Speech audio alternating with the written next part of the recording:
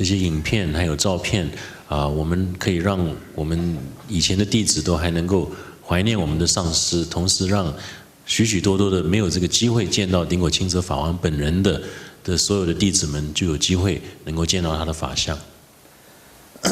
So with this movie, what we really want to share with you is that what does it really takes to be a spiritual master, authentic spiritual master? 这部电影，我想主要的主题也是想跟大家分享一位真实的心灵上师到底是什么样子。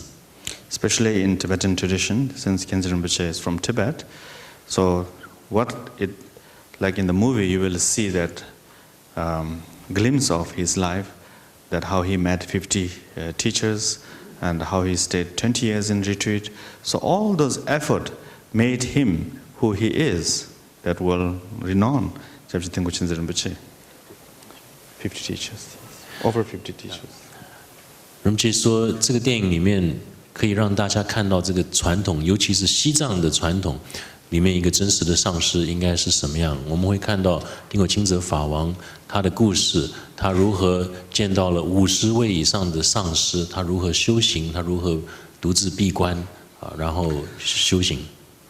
It's not, I think, it's just the Tibetan genes or something, but it is with so much effort, so much practice that makes those great masters that came from Tibet. Rinpoche 说，他相信不只才能够修行的这么好，这是个人的努力才能够修行的这么好。If you look in those days, like Khyentse Rinpoche's time, that if you look in the Tibetan population, we can more or less say around 15 to 20% of the Tibetan population are monks and lamas and who do practice, who try to achieve something, try to understand some kind of inner realization. 如果我们看顶果欽哲法王的时代，我们会发现西藏的人口其实有15%到20%就是出家人，也就是出家的喇嘛。那么他们呢，这么多的人呢，其实他们在向往，在寻找一个真实的一种内在的一种了悟。So out of which, then many of these great masters that from Tibet came out. Out of all these practitioners. 从这么多的修行者里面，我们有这些伟大的上师从西藏出来。So I sometimes jokingly say that why the Brazilians have the world best football players is because out of so many million people, they select 12 best football players. So you have the always win the World Cup. Rinpoche 说，我常常说，为什么巴西是全世界足球最强的国家？因为几百万个人在踢足球，你是在里面挑12个最好的，当然就可以拿到世界杯的冠军。So out of all these practitioners, 20% of the whole population, then we have selected those great masters that came and taught us, and those are our teachers who came from Tibet. 那么从那么20%的人口里面，这么多位修行者里面，我们能够挑出几位最杰出的这些上师们，他们就是我们的老师，他们也就把佛法带给世界。So these are the gold medal winners of the practice or meditation. If we have a Olympic with the meditation practice. 所以如果说世界上有这个禅定的奥运会的话，那这些人都是金牌得主。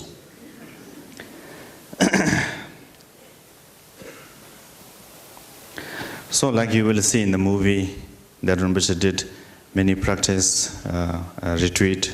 So I will share some of the story with you tonight.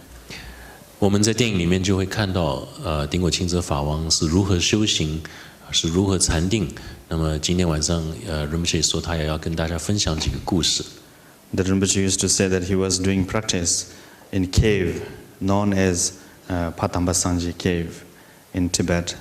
And he was just by himself alone doing meditation. And then sometime the bear would come. So Rinpoche quickly pull up the stairs. There's a stairs to climb the cave.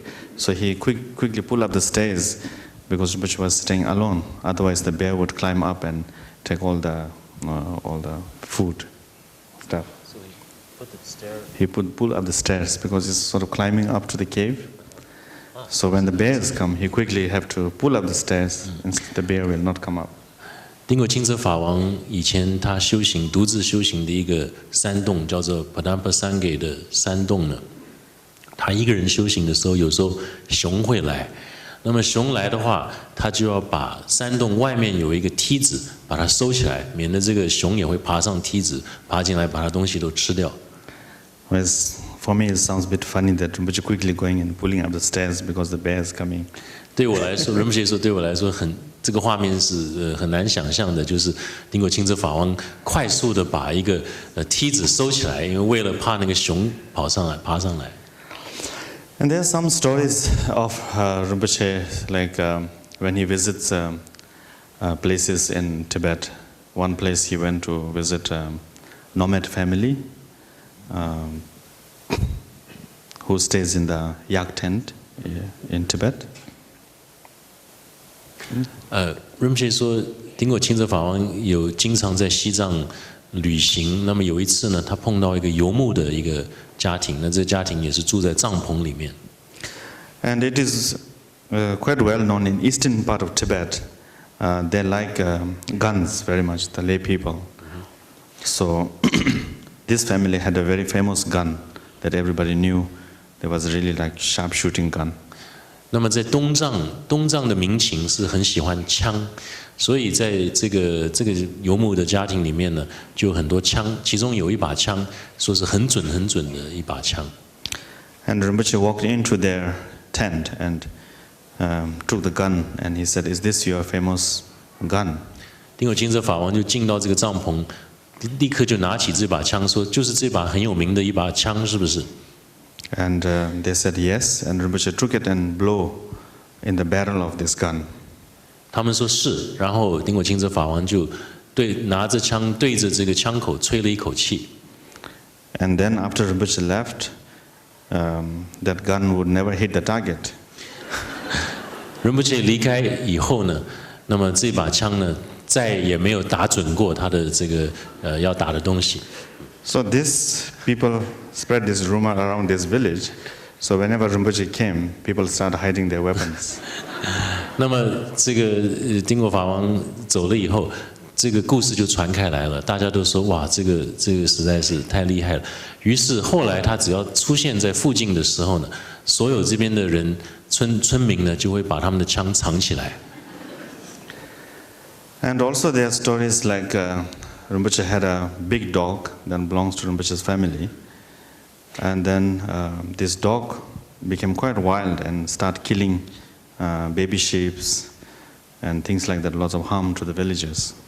那么丁果钦哲法王曾经有一把大狗，有一只大狗。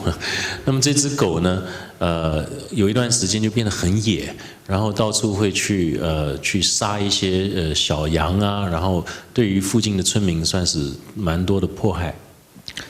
And Rinpoche's elder sister, who's taking care of the house, told Rinpoche that our family dog is killing lots of baby sheep.